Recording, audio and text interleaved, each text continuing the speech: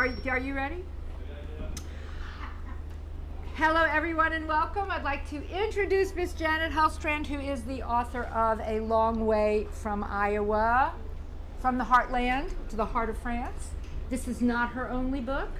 One of her other really important books is called Demystifying the French, and if you have not read it, you all need to, because it is all about the cultural differences. But this particular sweet memoir, she's going to tell you all about it, because it took many years to write and organize. Sorry about the traffic.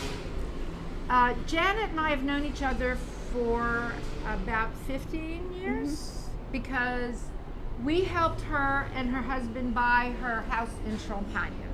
So it goes back a long way. I've watched her write all of these books. She's spoken here on many occasions, and this one's really exciting. I'm in the middle of reading it, and it's fabulous, okay? So unfortunately, we do not have books for sale here, but, okay, they are available at the Red Wheelbarrow Bookshop, which you should all know about anyway. Right. It's on the Rue de Medici, right across from the Luxembourg Gardens. And Penelope, the owner of the bookstore, is wonderful, and she has copies of both books, I think. She does. And of course, there's always Amazon, okay? But I'm really sorry that you don't have copies here today for Janet to sign. But on that note, I'm going to let you do your own thing, dear. All right, thank you. Okay, thank you. So, thank you, Adrian, for inviting me to come. Once again, it's true I've been here a lot of times. I've spoken about everything from Downsizing the Family Home, which was one of my books. Oh, that's right. To the beautiful little village in Champagne. It's called Essois, where I live now. To writing to Demystifying the French, of course, and also to Writing from the Heart. Which is a writing workshop that I have run several times. I haven't done one in a while, but actually that's a good way to lead into what I'm going to talk about today, because this book really was writing from my heart.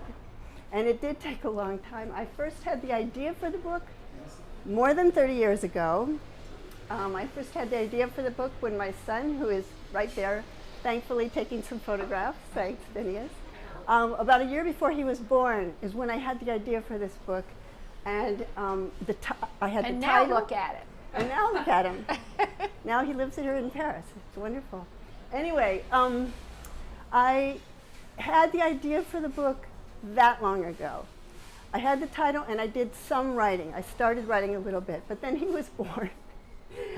And so for many years afterward, I wasn't able to do very much. He was born, and then he had a brother who came along a couple years later. So it did take me 30 years to write this book, but a lot of the time was not spent working on the book, but I never stopped thinking about it. So it's a memoir, which means it's nonfiction, and it's about me. But it's not only about me. And in fact, I wouldn't have written it only about me. I had the idea for this book actually when I had discovered some of the notebooks that my grandmother had written in when she was a young girl.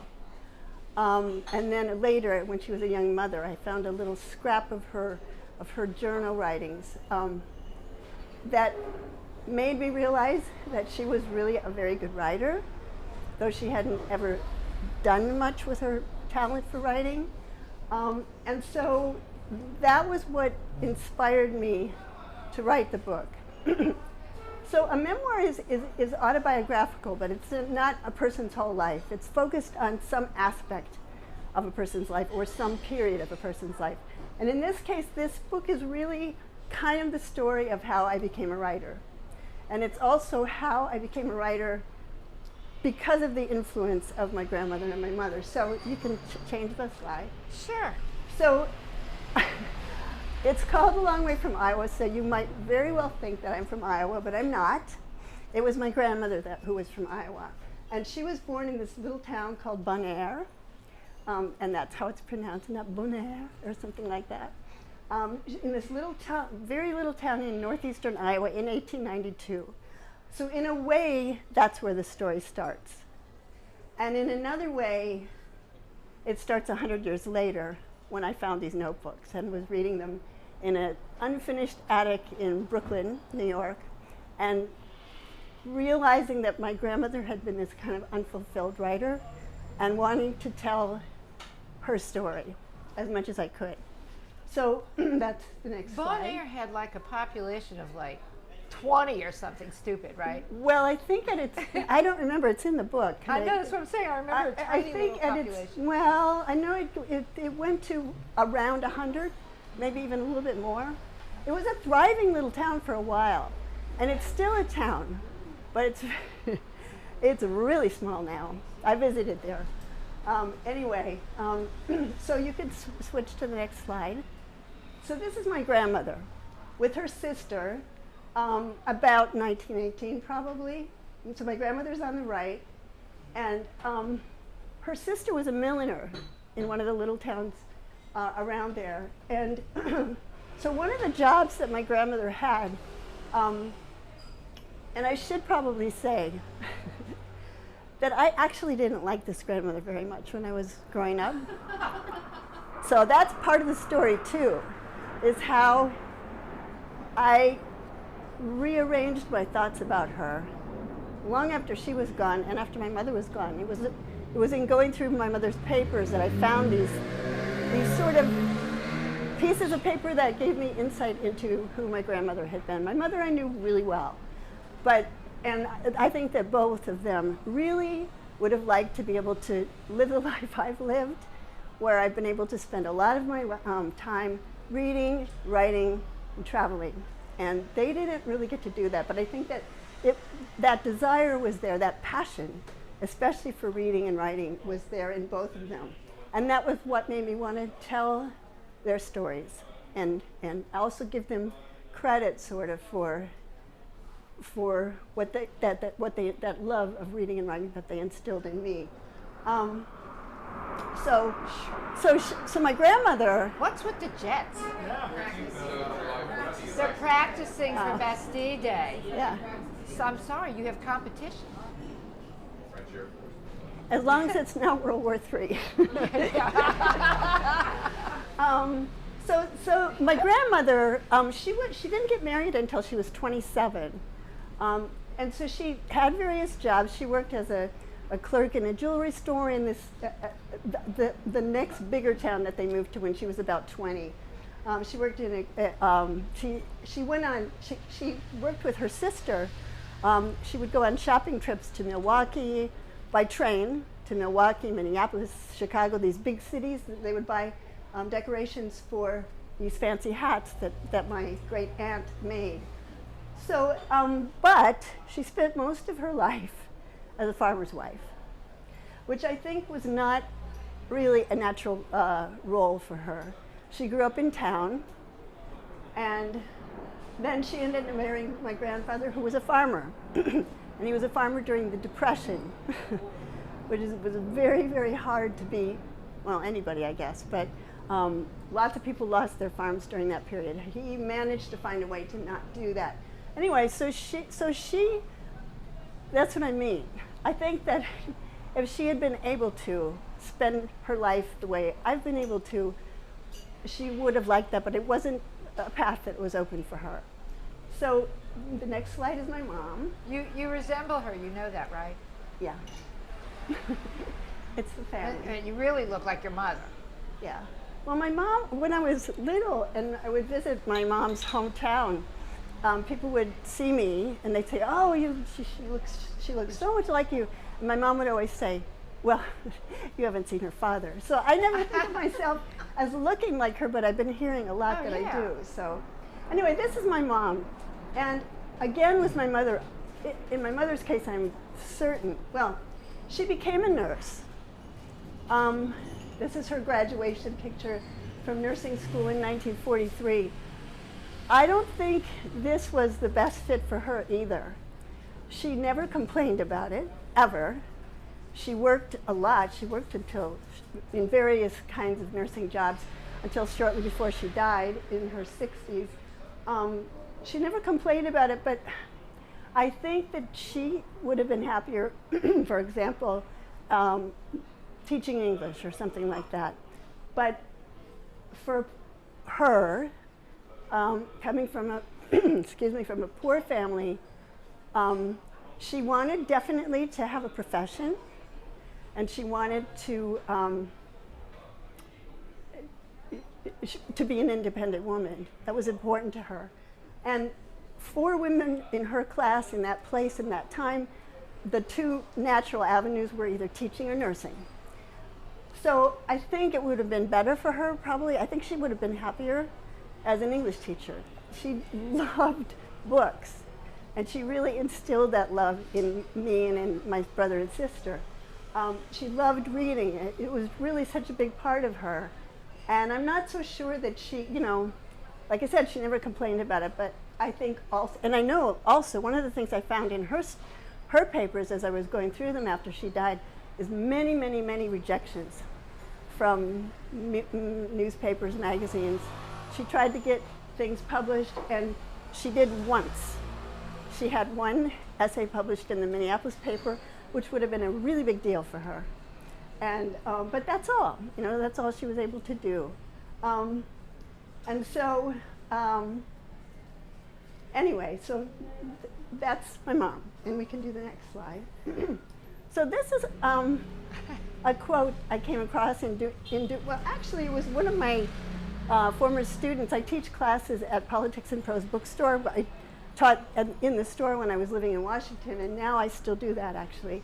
I teach via Zoom, and one of my students a few years ago, I was telling her about this book that I was working on, and about how it was, you know, 3 generations of women in my family that it took in order to be able to have someone lucky enough to be a writer and to travel. And she told me about this quote by Yo-Yo Ma. It takes the wealth of 3 generations to make a musician. The first to work the field, so that's my grandmother, right? She wasn't working the fields, but she was feeding the guy who was working the fields, raising chickens, that kind of stuff. The second to go to school, that was my mother. She graduated from the university, in addition to getting her nursing license. And the third to master an instrument, so that's me. Now, what is my instrument? It is the English language, and no serious writer is going to say that they've mastered that instrument. But we try, and we can dedicate our lives to that. And so I'm the one who's been lucky enough to be able to spend my time trying. So, okay. So here's where my part of the story starts. So it really was not only reading and writing, but also travel. Both my mother and grandmother did quite a lot of traveling for women of their generation and their social class. But they weren't able to do what I've been able to do. Somehow, when I was a little kid, I don't even know exactly how it happened, but I think somehow I heard some words in French. And they were so beautiful that I thought, wow, where did that come from? Where do they speak that language? I want to go there. And so when I was 25 years old, I finally made it. And one of the first things that happened to me is that when I got here, is I met a couple of Americans in Paris, and they had been given the opportunity to pick grapes during it was September, late September, and they had been given the opportunity to work in the vendange, the grape harvest, and they invited me to come along. So the vendange was, we were housed in Essois, this little village where I now live. I was assigned a grape picking partner. Here he is. His name's Steve. And he became my husband and the father of this young man sitting back there.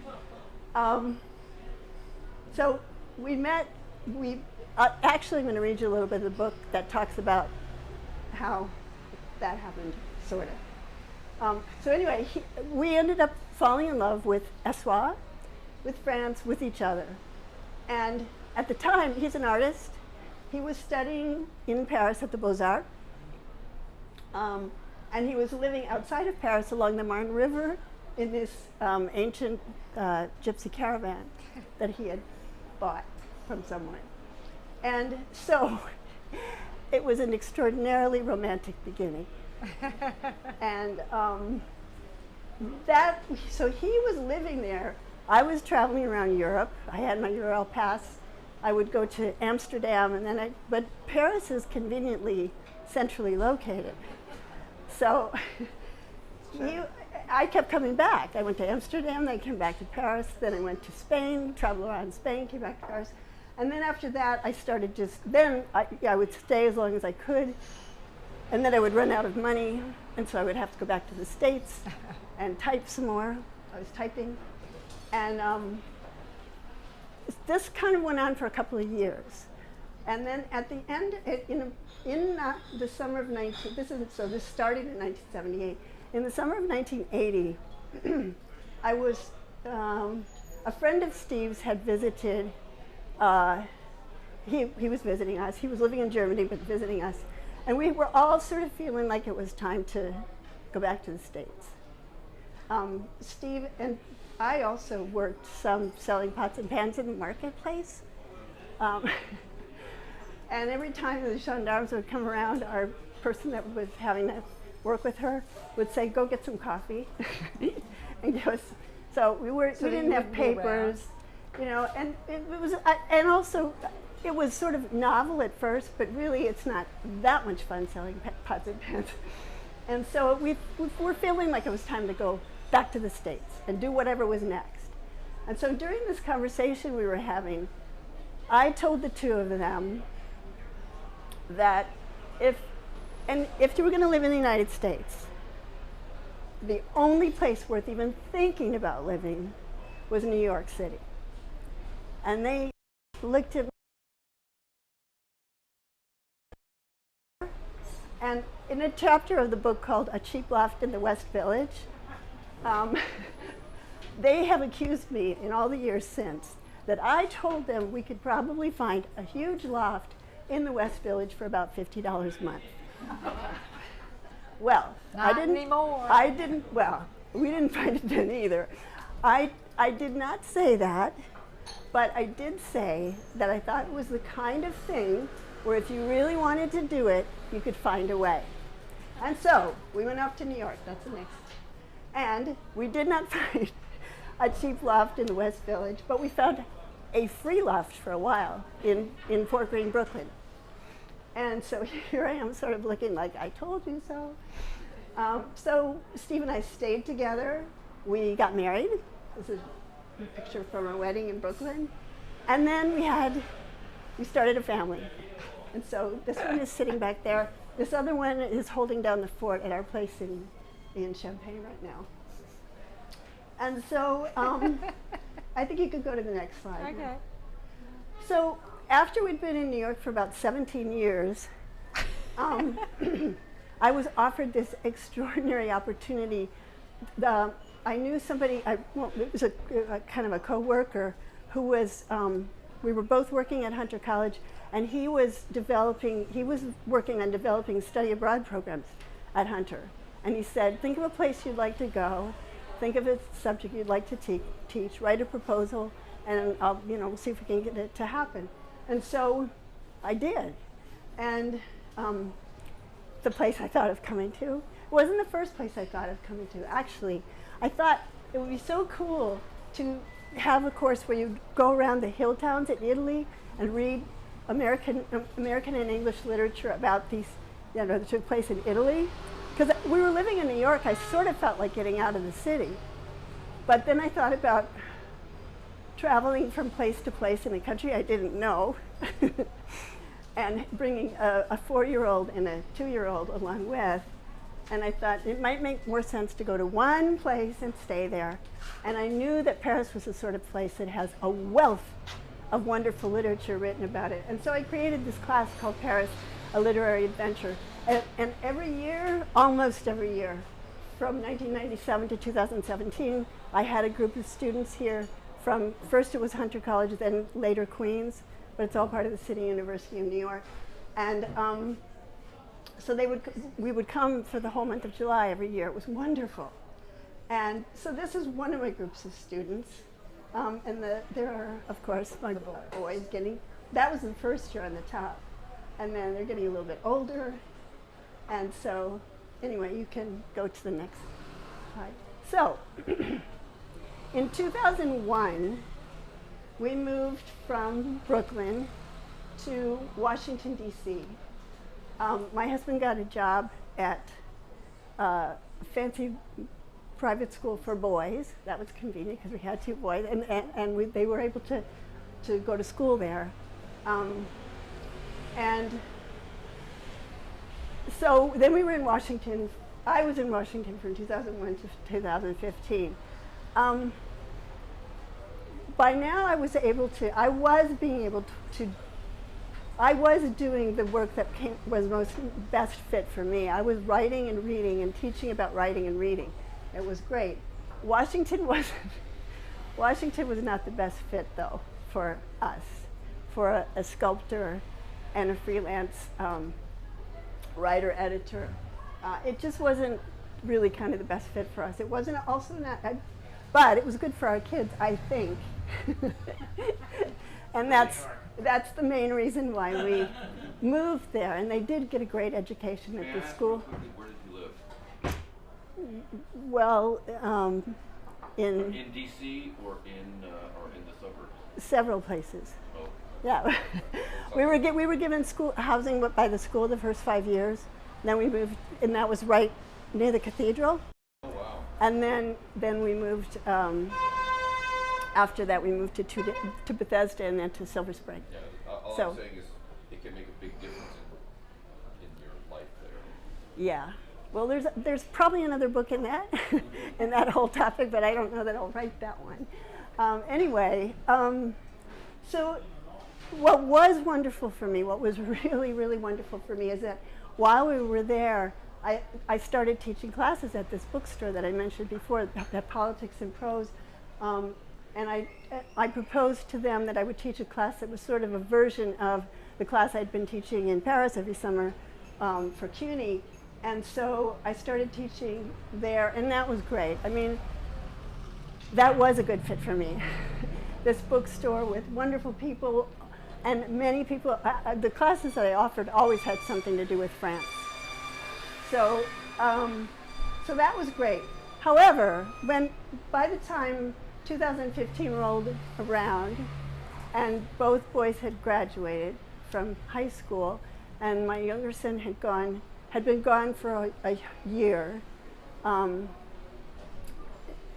We were living in a not good rental situation. It was not good, and it became worse.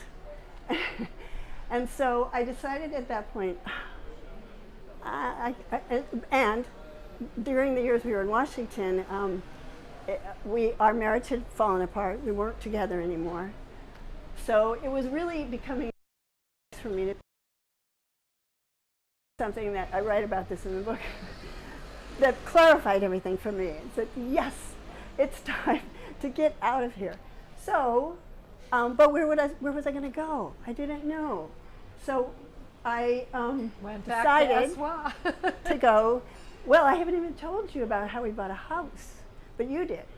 In 2007, we had bought a house in Eswa. It was an extremely impractical thing to do. Adrian helped us do it.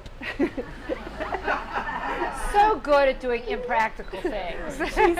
She said, if it's your dream, you should do it. She encouraged us, and we wanted to do it. We definitely wanted to do it. I don't know, we couldn't afford, we never had owned a house anywhere.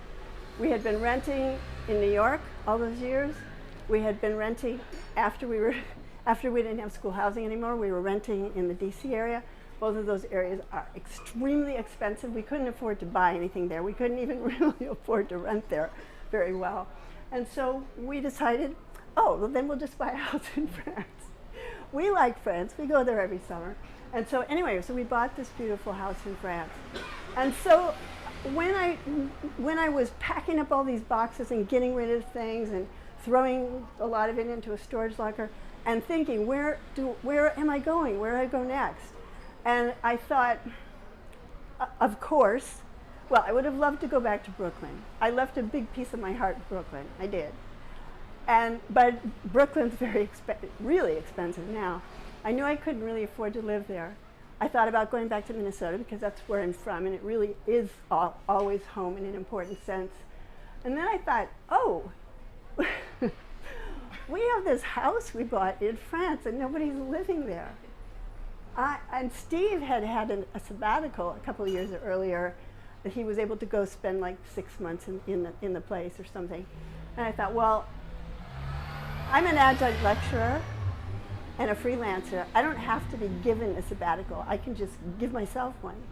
And so I decided, and the fact that we had split up meant that it was the house in France was becoming a financial drain on us. And Steve kind of kept saying, well, we're probably going to have to sell the place. We're probably going to have to sell the place. And I thought, okay, if we're going to have to sell the place, I want to spend some time there first. And so I decided to come here. And I was not planning to stay, really. I was just planning to figure out what to do next. So this is our view. This is the view of the village from our home. This is looking the other way across the fields next to our house. This is a picture that Phineas took. It's beautiful downtown Eswa on a summer evening over there. This is, of course, the main crop of the area. This is a champagne made by a friend of mine there. So I wasn't planning to stay there, but as soon as I really wasn't planning to be a single woman with this big place, not very easy to maintain, in a very small village in France. But, you know, the husband that I bought it with, we weren't together anymore. And so, And there it is. This is the house. And once I got here, I thought, I am really happy here. This is really beautiful. It's so peaceful. And it just felt right.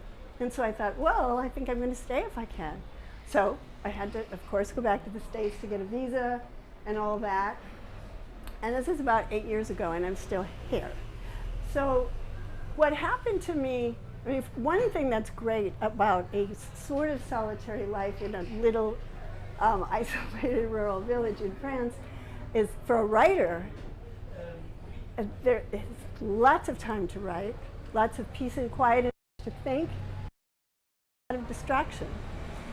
So that, when I got there,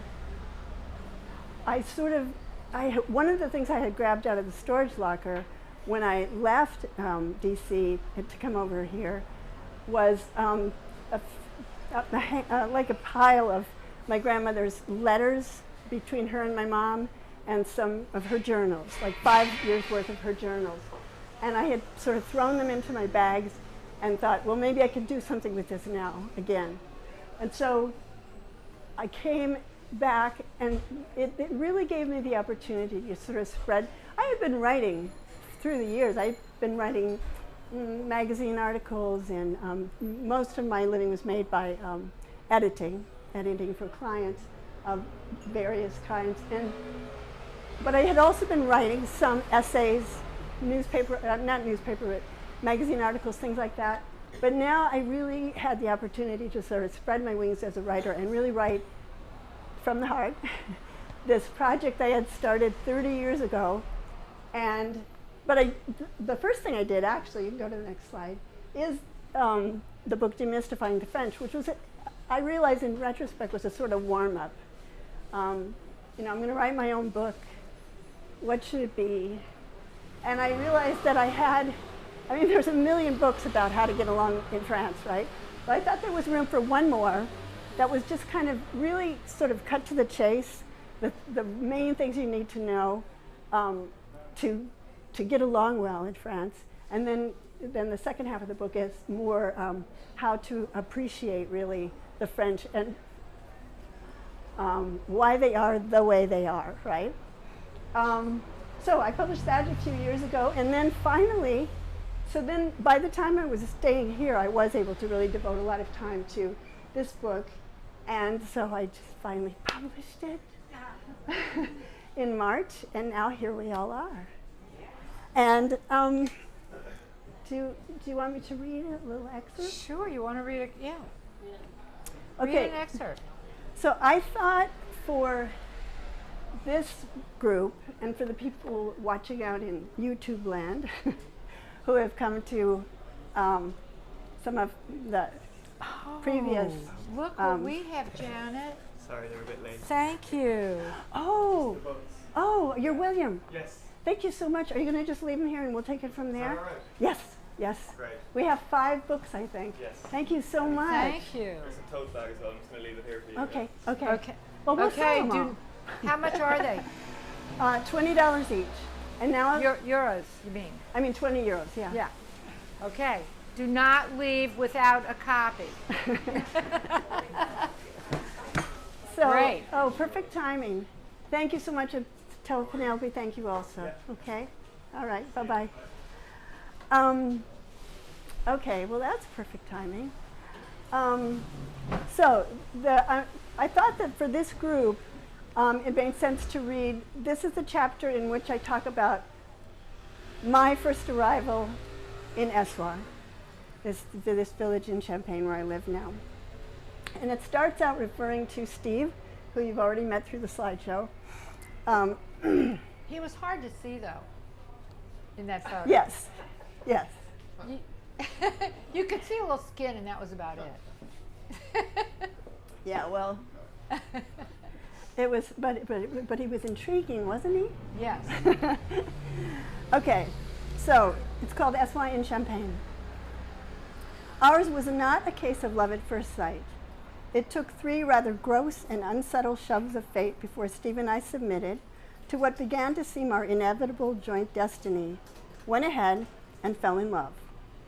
The first 2 encounters I have already described, our chance meeting on a ferry on the English Channel, and our unlikely reunion an hour and a half later in a youth hostel in Dieppe, where we shared vegetarian spaghetti and talked about our travels in Europe. His a recent fait accompli, mine just beginning. A few days later, when I arrived in Paris, I took him up on his invitation to look him up if I should ever happen to pass through Paris. He was living in Brie-sur-Marne, one of the eastern suburbs of Paris. He came into town to meet me and brought along his friend Chick, who had just arrived from San Francisco. The 3 of us had a great time together. We went to see a film, afterward walked around Paris talking about the things young Americans talk about when they are abroad together. Before returning to Brie, where they were staying with French friends, they walked me to my hotel in the Latin Quarter. They told me they would be leaving Paris the next day for some time, more than a week, and said that perhaps when they returned, I would be away on my travels. They were going to pick grapes in the Champagne region. They paused, then asked me if I would like to go along with them. The vineyard owners seemed to need more workers, they said. Would I? And why would I not? The proposal was very attractive to me for a number of reasons, none of them having anything to do with either Steve or Chick, though I liked them both and found being in their company pleasant. But the chance to see the French countryside close up and from the inside, to integrate myself into the culture, the language, to get to know the people, the chance to have free room and board for 10 days or so, and to even earn some money on top of that, I said yes. With my quick acceptance of their invitation, they looked at each other in puzzled consternation. Well, Steve said nervously, actually, I don't think there's room in the car we're going in. No problem, I said. Just tell me where to go and I'll meet you there. I had my Eurail pass. I was ready to travel. So they gave me a phone number scrawled on a little piece of paper and the name of the town closest to the vineyards that had a train station, Bar-sur-Seine. As I write this more than 40 years later, it occurs to me for the first time in many times of telling this story, a bit curious, that they even had this much information in their possession that night. They were being conveyed into the countryside by French friends and knew very little about where they were going or what they would be doing there. But as fate would have it, they did have with them the very tidbits of information I would need to get myself to the vendange on time, and they shared them with me. I took the phone number, put it in my pocket, and said I would see them there. And again, as fate would have it, I got there ahead of them. What do I say when I call this number? I had asked Steve and Chick as we stood outside my hotel in Paris that night, and they had said breezily, oh, just tell them you're with Steve and Chick. This had sounded good at the time, but it was less than effective when I arrived in Bar-sur-Seine the next day and told the French woman who ran the train station the same thing. She had offered to make the phone call for me, seeing how limited my ability to speak French was. Mine was the last train of the day to come into the little station, and she was eager to dispense with me, the last passenger, so she could close the station and prepare her family's dinner. Steve? Chic? She squeaked, turning Steve's name into 2 syllables and stretching Chick's out as far as it could go. The person on the other end of the phone, whoever it was, knew nothing about anyone named Steve or Chick. Though I couldn't speak French very well yet, my ability to understand it was better. Look, I have une anglaise here, the Frenchwoman said into the phone somewhat impatiently. She thought I was English. She wants to pick grapes. Do you want her? If you do, please come and get her. The sooner the better. If not, I don't know what to do with her. Then she hung up the phone and gave me to understand that someone would soon be coming to get me. A short time later, a shortish, rather stout, but not unattractive Frenchman strode into the station. He had intense, bright, dark brown eyes, bad teeth, a winsome smile, and the stump of a cigar in one corner of his mouth. The station master waved an arm toward me as he entered the station, and the Frenchman held out his hand to me in greeting. As we walked out of the station toward his car, it briefly occurred to me that on principle, what I was about to do was not the best idea in the world. I was going to get into a car with a stranger, a man that I knew not at all, and drive off to a place I knew not where. No one in the world knew where I was. I didn't know where I was going either, and soon it would be dark. But his eyes were kind, and there was the tenuous chain of connection that led back through Steve and Chick to an unknown French friend of theirs. This was not, therefore, a totally random and careless act, I told myself. A combination of confidence in my intuition and the knowledge that a chain of friendship connected me with the man I was following to the car convinced me to lay aside any hesitation and embrace the adventure before me. We got into the car and drove off. As I recall, Jacques, for the man was Jacques Auger, who was to become a close and dear friend, tried to communicate with me, but this was problematic. I spoke very little French. He spoke and understood no English, and his French was difficult for me to understand, especially because of the cigar. So we rode along, mostly in silence. We drove a short distance before he parked the car and began to get out. I too began to unfasten my seatbelt, but he grunted and gestured for me to stay where I was. He entered a building and returned a few minutes later. We drove some more, and not long this time either, still within the town of Bar-sur-Seine. This time we stopped in front of a modern apartment building, and this time I waited for him to indicate whether I should get out of the car or not. I should. We were chez lui. It was now fully dark. The building we entered was modern, cold and charmless, but we proceeded to a simple, small apartment full of warmth and light. Jacques' beautiful young wife greeted me, and their toddler daughter, Betsabe, peeked at me shyly from behind her mother's knees. Josette had prepared a simple but tasty meal, and Jacques brought out a bottle of champagne. As the champagne flowed, we talked. It was easier for me to understand Josette than Jacques, and she also knew a little bit of English, which she was happy to practice. But mostly we spoke French, and as the champagne took its effect, my words flowed more easily. For a while, I tried to explain who Steve and Chick were and how I had come to be there, but it was too complicated, and after a while, it seemed to matter very little. I was there to help pick grapes. Perhaps Steve and Chick would arrive to do the same, perhaps not. We began to talk about other things, life, art, American politics. After a while, they showed me to their guest room and wished me a good night. Just before falling asleep, as my head was sinking gratefully into a sumptuous feather pillow, I heard the phone ring. A few minutes later, there was a soft tapping at my door. Then Josette poked her head inside. "Your friends have arrived," she whispered in French. "You'll see them in the morning." Fairly early the next morning, before dawn, I was awakened with the same soft tapping at my door. Josette had prepared coffee and croissants for me and Jacques, and after a hasty and quiet breakfast, we got back into the car to go to the vineyards. It was about a 20-minute ride, first along a tree-lined national route that led from Bar-sur-Seine to Celles, where we turned off at the Route Nationale and took smaller roads through a series of villages.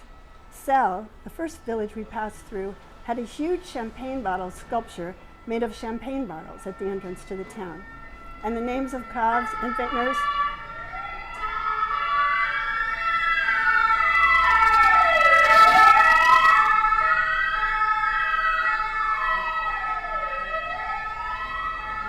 That's serious. Yeah. We'll never know. It's a big city. The names of calves and vintners were posted on many of the buildings we passed by. We were in Champagne country. We arrived in the vineyard where the harvest would begin that day, just as the pink dawn was breaking. There was an assortment of workers, old Frenchmen and women, whole families of manouche, one of the words for French gypsies, a few French students, and the Parisian entourage, of which Steve and Chick were two, and the only Americans. One of the group they had traveled with from Paris was a young Irish woman. Another was a French university student who later caused Jacques and his brother no small amount of consternation by staging his own mini-strike for higher wages and attempting, ultimately unsuccessfully, to attract others to his cause. We all stood around ready to begin work, waiting for instructions. Steve and Chick had come over to greet me as we arrived and explained that their car had broken down, causing their late arrival in Essoir, the village we were now near, the night before. They were glad to see me, glad I had gotten there safely and found my way to the vines.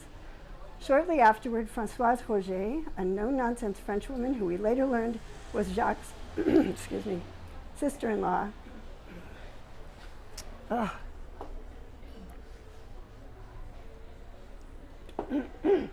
stepped onto an overturned crate and began to assign working units by pointing imperiously at pairs of workers. Vous! Vous! Vous! She cried. She put me and Steve together, pointed us toward our first vine, and our life as a couple, though we did not know it at that time, had begun. So.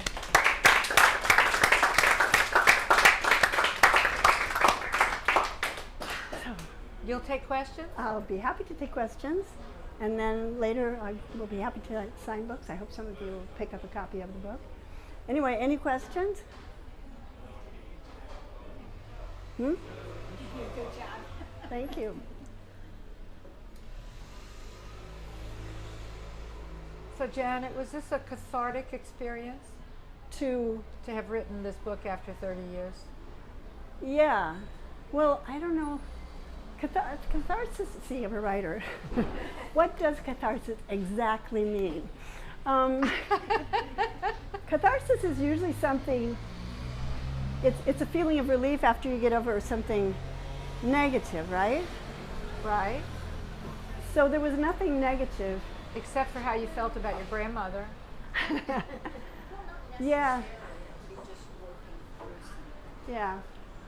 Well, I'll tell you what, it has been extraordinarily satisfying to finish the book because, yeah, I mean, if you work on anything for that long, at a certain point, you start to doubt yourself. You know that, like, for example, my sister, and I credit her in my acknowledgments to the book, my sister wanted so much for this book to be published, and she didn't even know I was writing it for probably the first 10 years, but she really wanted this book to be written, and it's part of what propelled me forward, really, knowing I got to finish this book for Betsy, if for no other reason. But she called it the book. She still calls it the book. As if there's only one, this one. So yeah, I mean, there were various reasons for why it took so long. For the first, when I was first really, really busy raising two boys, a lot of it was just not having time to write or think about writing. The kind of concentration that you need to dig into a project like this. Then I moved, and I threw a lot of the primary material that I had hoped to go through in order to write the book into the storage locker. That's like a whole another story. There's still stuff in that storage locker, and I've got to get it out there. It's costing me so much money to keep it. But anyway, so then for a long time I thought, well, I can't finish the book until I get all that stuff over here and go through every box of, and then finally, I don't know, I just, I decided I know enough. I got some of the stuff out. I'd found a certain number of letters and journals and things that were informative to me in the process. And I thought, I'm going to just go with what I have. I need to finish this book so that I can start the next one. And so, yeah, it's been really satisfying to do it. It may not be cathartic to you, but it is to me. Whatever you have said, and I identify with you too, because I grew up in Indiana, in the Westville as well. It has stirred something. Just what you did, it has stirred something in me. Oh.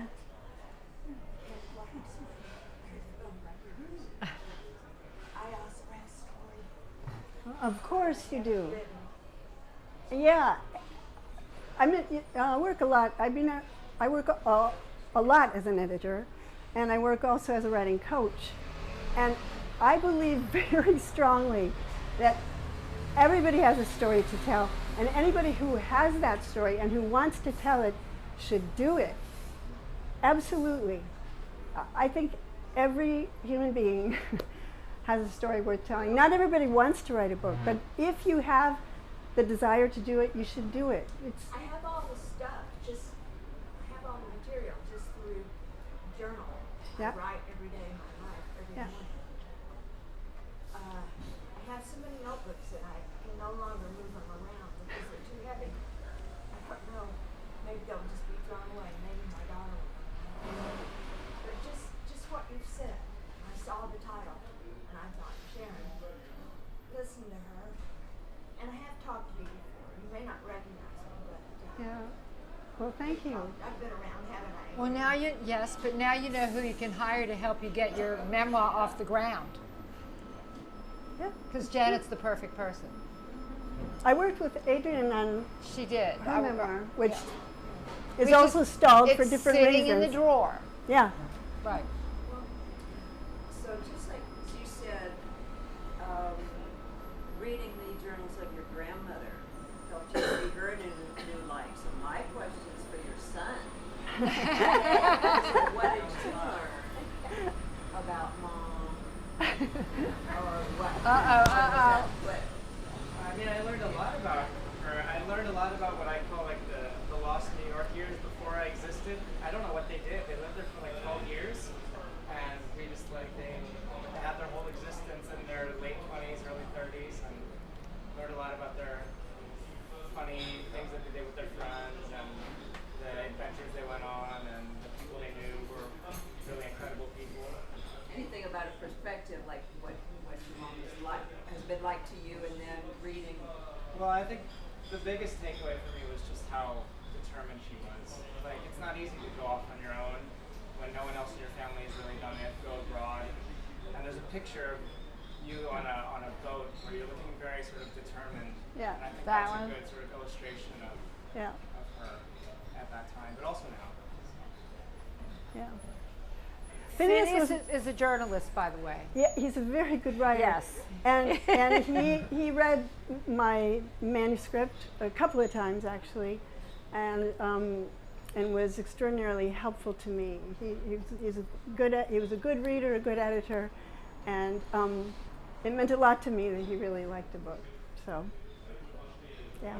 He wants me to get Barack Obama to put it on his list, which would be swell. If anybody has a close relationship with Barack Obama and you want to mention that to him, please do.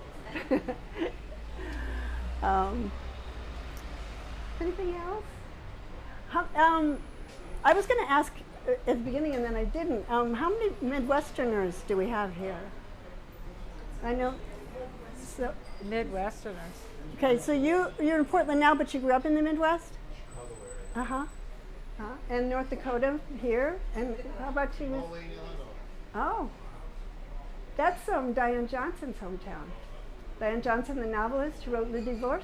I didn't know that. Yeah. I knew John Deere was here. Well, that's the Midwest for you. That's funny. Oh, uh-huh. And you're from a small town, you said, in southwestern Iowa? Town of now 200 people. There were 500. But it wasn't Bonaire, huh? It wasn't Bonaire. It was called Coin. What? Oh. Yes, in southwest Iowa. But they pronounce it coin. They pronounced it. Yeah, And yeah. there was a lot of questioning about where that name came like there was a lot of French there, though. There was Louisiana. It was Louisiana territory. Oh, it was part of the Louisiana. Yeah, it went all purchase? the way up. Oh, I guess so. Right. Yeah. So a lot of French name places. Oh yeah. Didn't want, Yeah. didn't want. Dame. Yeah, of course. Dame And one. wow. Which has nothing to do with monks, by the way. Yeah. Everybody thinks it does. Oh, Dame one. Yeah. It's a French trans. Yeah, of the monks. No, of an Indian tribe called Iguana. Oh. The trappers. French trappers took the name of the Indian tribe and put it into French, and it came out Iguana. Really? Yeah. Huh. But nobody knows that. No, I didn't know. That's interesting. Wow. So, how about, is anybody else here, if you care to admit it, and if you don't want to, you don't have to. Anybody else wanting to write a book or maybe working on one?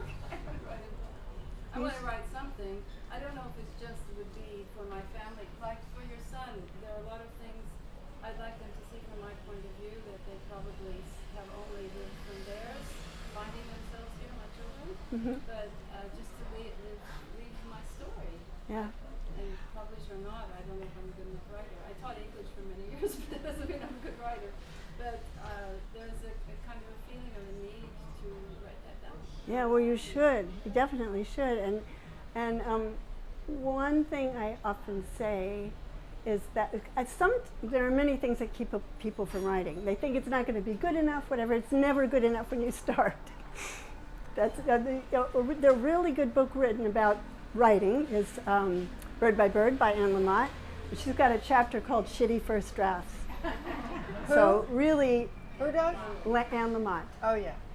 And so really it's important to realize that it always starts out bad. I mean, you don't stop then. How did you start? I mean, I know you've been writing. Do you write something every day? Do you write something as it comes to your mind? Do you accumulate things? Do you make a narrative that you follow from day to day? How do you do it? Well, I'm kind of always writing one way or another. Either scratching, this is a terrible habit, don't do this. This is what I do. I write things down on whatever scrap of paper I can find. You should really have a dedicated notebook so that you don't have these little scraps of paper all over the house and then don't know what they're for. But I'm sort of always writing, either scratching things down or, you know, I write all the time, but I don't have a really set or organized way of going about it. I think it's just really good to write and to not worry about what it's for when you start. You just get it you get it on paper or on screen. Do you type? Yeah, I find it very difficult now actually to write longhand because it just is too slow. Yes, it's much easier to read, do your text. Yeah, so I most of my writing is on a screen. But yeah, so and the other thing is that there's a really big difference between writing, which is a solitary activity, and publishing, which is very public. And a lot of people, I think, writing because you don't have to ever publish if you don't want to. I don't even care about publishing. I just Yeah. have a feeling that And there's extraordinary advantages and rewards really of writing, even if it's only for yourself. So you should just do it, and we'll worry about the rest later. Yeah. Okay. I'd like to know more.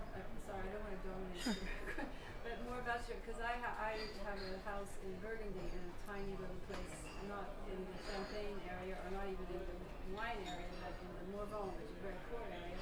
And I just wonder what it's like for you living there with French people who may not have met that many foreigners before, and what's your life like in that?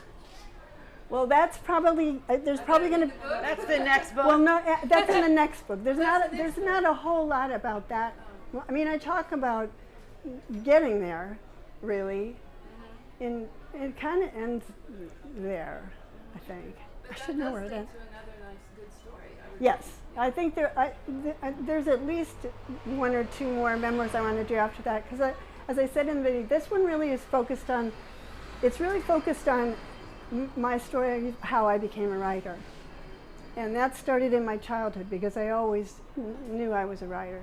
But I didn't know I could earn my living that way.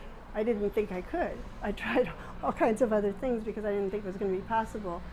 But so that's the main focus of this story. And then there's lots more I want to tell. There's lots more about New York, for example, that isn't in this book. It's kind of moved over quickly because in order to keep this story of how I became a writer and how I ended up in France going. But I do want to write other. So to answer your question about living, there are 2 Americans in my village, 2. I'm really glad there's one more. Hey, it's more than more than you might expect. Yeah, and we're in a funny position. She's married to a Frenchman, which in some ways probably makes life easier for her than for me, but it also makes it more difficult for her in other ways than for me. I mean, it's kind of nice being an American in France because you're surrounded by this whole French culture and the French food and the French order, you know, how everything's so orderly, but you don't have to follow all those rules yourself. You know, because you're, just didn't know. yeah, so. No, you get to be the rogue, Yeah, right? right. And they love it. Yeah. Often, yeah. So yeah, I mean, I have a friendly relationship with people in the village, but I'm literally outside of the village, for one thing, which is good, I think, especially for me, who I am and what I want to be doing there. It's a little bit tricky because what I try to do is be a friendly person in the town and be involved to a certain degree.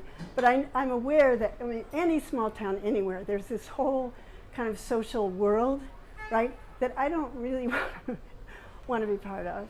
And so the tricky part is being a friendly, nice person that will engage to a certain level and not being seen as standoffish or whatever.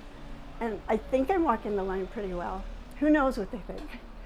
I do know that if anybody comes to town looking for me, they won't have any trouble in finding me. Just ask anyone, Ask where's anybody the American? live. You know? Absolutely.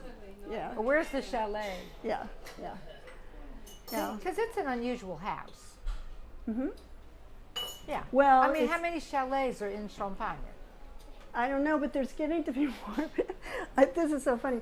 I overheard one time I was in the local, you know, the little cafe, and I just happened to overhear some villagers talking, and you know, the French complain all the time about everything. I mean, it's one of their favorite pastimes. And so this particular man was complaining about all the chalets that were being built, because there have been a few since you've been there. There's a couple more that have been built up on the Okay. hill. He said they're sprouting up like champignons, you know. So there are more now, but Did you say anything? no, I You was didn't say, eavesdropping. excuse me, but I live in one of those champignons. No, of course not. I wanted to hear the rest. I live in the first champignon. Adrian, how did you find that chalet for you? I didn't find it for her. No, actually, we had, because we Yeah. had this long relationship with the village, we had found the house on our own, but we did know what we were doing was pretty impractical, but we still really wanted to do it. And we also knew we had no idea what we were doing at all. We had never even bought a house anywhere. And so we really felt like, And they needed a mortgage. yeah, and so we felt like we really wanted an American to hold our hands through the process. And so we knew about Adrian and her business, and we asked her to help us, and she did. She was wonderful, and since she's And here become a they very are, good she friend. As she does with many of her clients, as some of you probably know. But the roulotte is on the ground. The roulette is, The roulette. Yes. You said you wrote it with an O. yeah. R-O-U-L-O roulette. to Bye, Finn, thanks for OTT? coming. He has to go to a meeting at work. Or Finn? Finn? You thought? I thought it was it's roulette, not a rouleau. You had a It's roulette. It's pronounced roulette, even though it's an roulotte? O. Oh, okay. Yeah. Okay. And I So just saw it's there on the grounds. Yeah, and it's been, well, it has a whole story too, because at one point it was attacked by gypsies, probably by gypsies, and destroyed. And so that was Steve's, you know, this was my project of 30 years, And that and was Steve's project of 15 years since we bought the place was to get it back into a beautiful condition. And because he was teaching during the year, he could only, every summer he would come There it is. and he would work on it. Yes, here it is. And there's a picture there's actually a picture in the book of it after it has been attacked. And I didn't show, but now it's so beautiful. And that will be part of a next book too. But that's Steve's story, and we're not even together anymore. So Except Steve's there. I didn't. He spends time there. Yeah. So there. So I really wanted. I knew. I mean, it's a fascinating story, and I knew that it could actually be a distraction in this book. So I didn't talk about it, but it's beautiful. And if you go to my blog, you can see. I mean, I did an article. I mean, a blog post. I think must have been last fall when he was first finishing it out. Said the story of a dream come true or something like that. And there's pictures of the roulette all finished and restored to a. I mean, it's glorious. It's so beautiful. Anyway. And here's how you find it, right? Here's how you can find me. I mean, the main thing to know is just that my blog, it's janethulstrand.com, and you can find everything from there. So, anyway, thank you all for being here. Thank you.